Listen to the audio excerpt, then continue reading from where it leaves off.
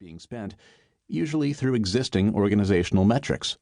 We can maximize the impact of sales training dollars by employing simple follow-up methods.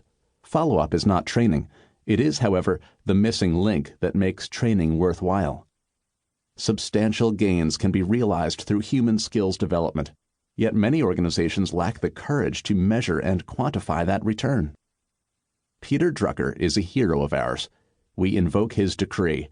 It is not whether an answer is right, but whether it works. What you will hear in this book isn't right or wrong, but it works. Happy sales. Section 1. The Millennial Challenge. Rules to play by, roles to clarify, what connects us, and a new approach to change. Discover the new work rules in our business environment and economic realities that won't go away. Accept the importance of empathy as the organic connection between all of us. Consider a new paradigm of personal change and growth, stopping ineffective habits and the damage they inflict. Chapter 1. High-Tech, No-Touch. The game changes again.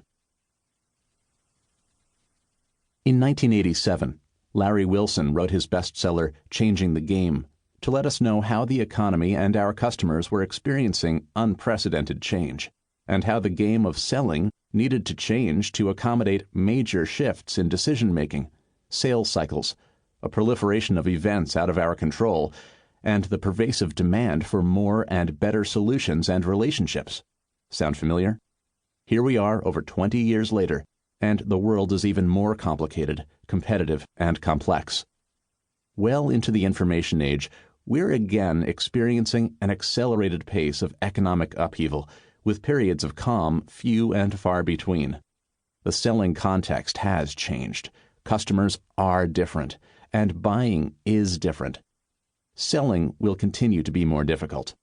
With much broader product lines, more complex product and service offerings, and companies jumping into new markets to survive, it is no wonder that it can take 2 years for a salesperson to ramp up to being productive. To learn what you need to know, meet who you need to meet, and close what you need to close, the average time it takes to get up to speed in sales is over 7 months. Sales isn't just different.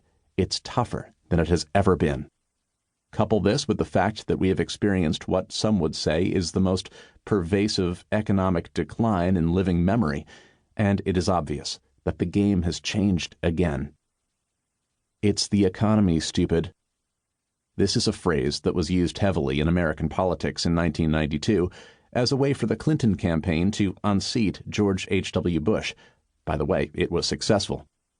In drawing attention away from Bush's strengths in foreign policy, and instead focusing on the recession that had just ended and its lingering effects, the Democrats resonated with the electorate and were able to defeat a popular incumbent. The phrase resonates today as we enter the second decade of the 21st century. It is still the economy. The evolution of countries in the Middle East, natural disasters in Asia, everything has economic ramifications. There are 2 key factors to consider in understanding the direction of our collective economy and therefore our challenges in the world of sales: employment and capacity. Let's take employment first. We recently lost some 7.5 million jobs in North America alone, leaving some 85 million out of the workforce.